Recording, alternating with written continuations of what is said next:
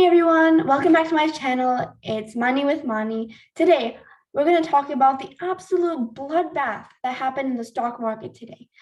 And before we begin, I want to say I'm not a financial advisor and you should always do your own due diligence and research before taking part in any investment scheme. Let's get into it, shall we?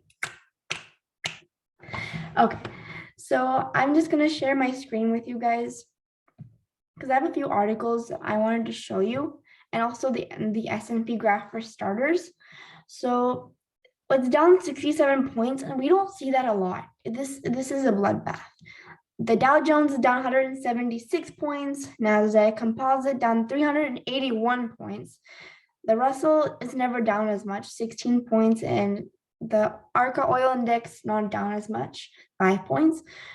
And let's talk about why all of this is happening. So first of all, before we do all of that, make sure to subscribe down below and just hit that red button. It'll really help me a lot. Thank you. Okay, so the Dow Jones ended down 176 points as we saw before. So this is basically because the Labor Department's weekly jobless claims report showed an unexpected rise in first-time unemployment filings for last week, with these actually increasing to 230,000. Still, however, this remained near pre-pandemic levels, and continuing jobless claims improved to be the lowest since 1973. I don't know why people are cribbing, but meanwhile, the Bureau of Labor Statistics December produce price index showed about like a 9.7 year-over-year increase in wholesale prices for the end of 2021, making the biggest jump on record in data going back to 2010. But I think I actually know why I'm cribbing. I take back my words before, because I feel like the inflation picture is obviously something that people are trying to understand. Gas prices are shooting up. Everybody's like having to work a lot more. And the labor market seems to continue to be very tight and very strong. And I think investors are actually trying to understand what the implications might be for the reason of the central bank. And for many economists, the inflation prints suggests that the central bank will move more quickly than the previously telegraphed or like televised to raise interest rates and tighten financial conditions.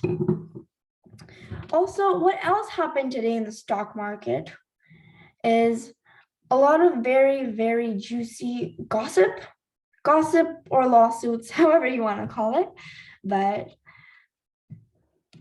it would be first, Microsoft opens a review of its sexual harassment policies. Shareholders called for an action after evidence emerged that Bill Gates had sought romantic relationships with employees. We already know he kind of divorced Melinda Gates because of that, but now it's confirmed. See, now Microsoft has selected a law firm to review its sexual harassment and gender discrimination policies. The company's board announced on Thursday about this after shareholders raised alarms about how Microsoft and Bill Gates, one of Microsoft's founders, had treated employees, especially women. So Bill Gates solicited at least 2 employees, according to the story, while he was running Microsoft. And I had read the New York Times, the Wall Street's analysis journal, and there was apparently evidence on that. So now they're having a law firm and having a lawsuit. The board said it has chosen Aaron Fox, law firm based in Washington, D.C. And the firm has actually reportedly never done employment-related work so far. Next, Lael Brainard, the chief financial officer, has some good news. She predicts that the Fed will engineer a soft economic landing. Let's read more on that.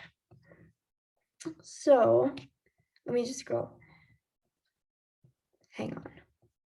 So, Lael Brainard, a Federal Reserve governor whom President Biden has nominated to be the central bank's new vice chair, said the Fed will clearly communicate its plans for removing economic support and suggested that the job market would continue to grow even as the Fed pulled back its help and as inflation began to ease.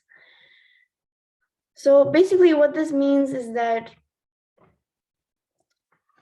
we'll be able to see inflation coming back down to target while the employment picture continues to clear.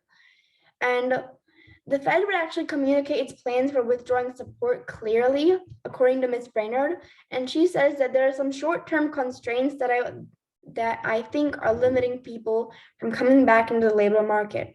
As those are lifted, I think we'll have continued gains. That's actually good news for us. And also, I wanted to point out one thing, that the stock market is currently having a massive sell-off due to Omicron.